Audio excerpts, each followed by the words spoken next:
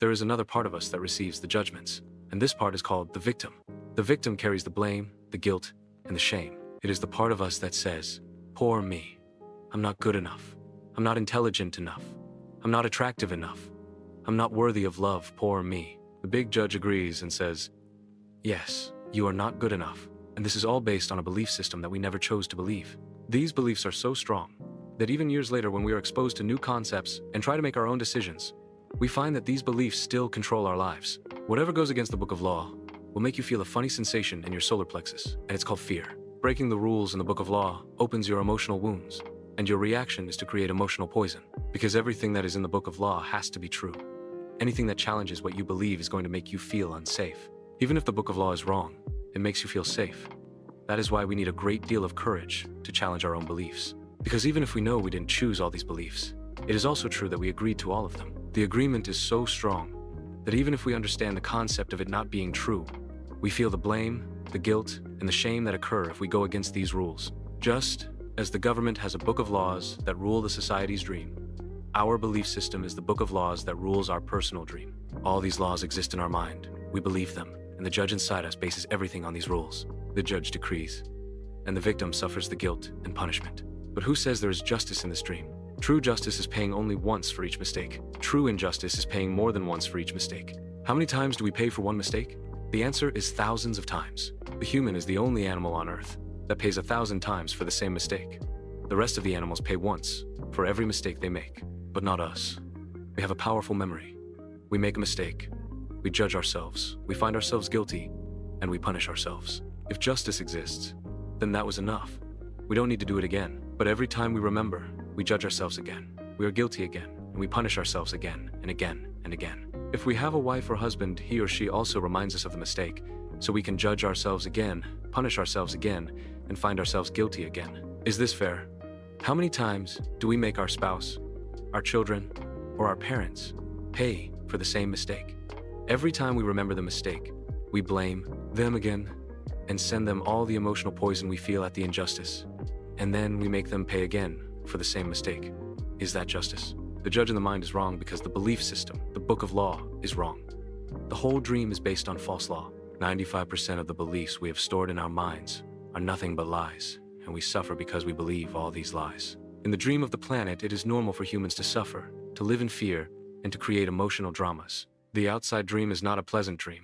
It is a dream of violence, a dream of fear, a dream of war, a dream of injustice. The personal dream of humans will vary, but globally it is mostly a nightmare. If we look at human society, we see a place so difficult to live in because it is ruled by fear. Throughout the world, we see human suffering, anger, revenge, addictions, violence in the street, and tremendous injustice. It may exist at different levels in different countries around the world, but fear is controlling the outside dream.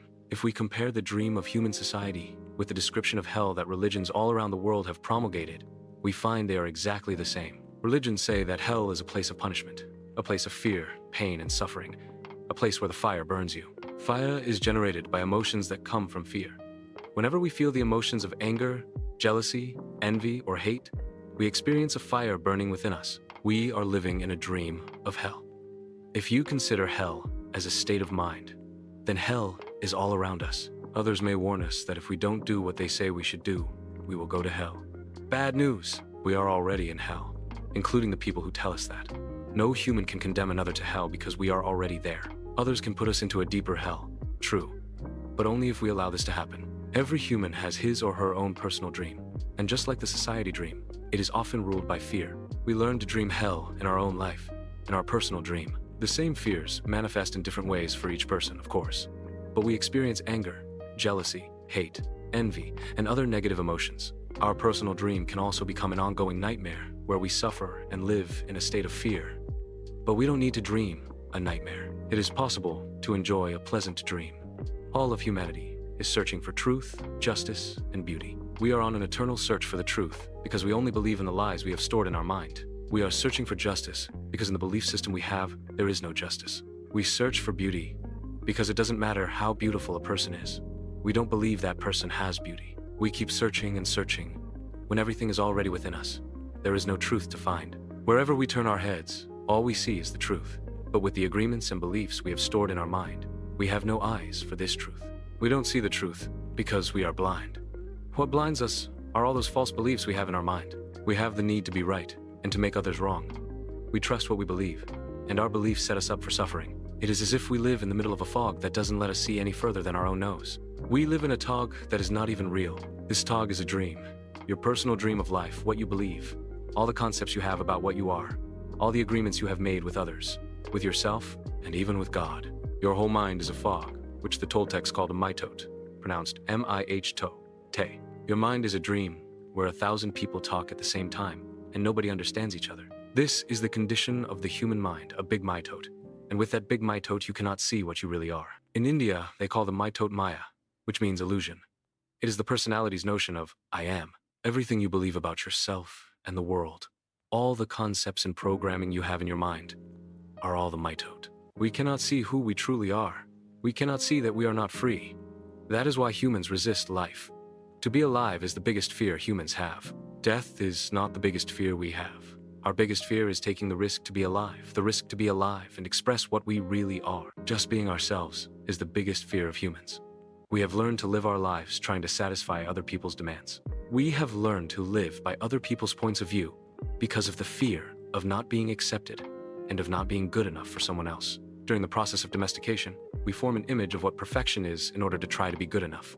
We create an image of how we should be in order to be accepted by everybody. We especially try to please the ones who love us, like mom and dad, big brothers and sisters, the priests and the teacher, trying to be good enough for them.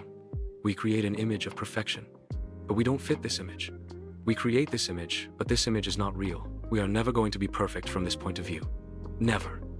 Not being perfect, we reject ourselves. And the level of self-reaction depends upon how effective the adults were in breaking our integrity.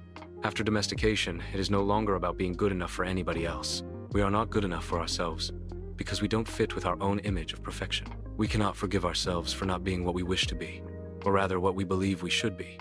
We cannot forgive ourselves for not being perfect. We know we are not what we believe we are supposed to be, and so we feel false, frustrated, and dishonest. We try to hide ourselves, and we pretend to be what we are not. The result is that we feel unauthentic and wear social masks to keep others from noticing this. We are so afraid that somebody else will notice that we are not what we pretend to be. We judge others according to our image of perfection as well, and naturally, they fall short of our expectations. We dishonor ourselves just to please other people. We even do harm to our physical bodies just to be accepted by others. You see teenagers taking drugs just to avoid being rejected by other teenagers. They are not aware that the problem is that they don't accept themselves. They reject themselves because they are not what they pretend to be. They wish to be a certain way, but they are not. And for this, they carry shame and guilt. Humans punish themselves endlessly for not being what they believe they should be. They become very self-abusive, and they use other people to abuse themselves as well. But nobody abuses us more than we abuse ourselves. And it is the judge, the victim, and the belief system that make us do this. True, we find people who say their husband or wife, or mother or father, abused them. But you know that we abuse ourselves much more than that. The way we judge ourselves is the worst judge that ever existed. If we make a mistake in front of people, we try to deny the mistake and cover it up. But as soon as we are alone, the judge becomes so strong, the guilt is so strong, and we feel so stupid or so bad or so unworthy. In your whole life, nobody has ever abused you more than you have abused yourself. And the limit of your self-abuse is exactly the limit that you will tolerate from someone else. If someone abuses you a little more than you abuse yourself, you will probably walk away from that person. But if someone abuses you a little less than you abuse yourself, you will probably stay in the relationship and tolerate it endlessly. If you abuse yourself very badly, you can even tolerate someone who beats you up, humiliates you, and treats you like dirt. Why? Because in your belief system you say, I deserve it. This person is doing me a favor by being with me. I'm not worthy of love and respect. I'm not good enough. We have the need to be accepted and to be loved by others, but we cannot accept and love ourselves. The more self-love we have, the less we will experience self-abuse. Self-abuse comes from self-rejection, and self-rejection comes from having an image of what it means to be perfect and never measuring up to that ideal. Our image of perfection is the reason we reject ourselves. It is why we don't accept ourselves the way we are, and why we don't accept others the way they are. Don't forget to like, share, and subscribe to the channel.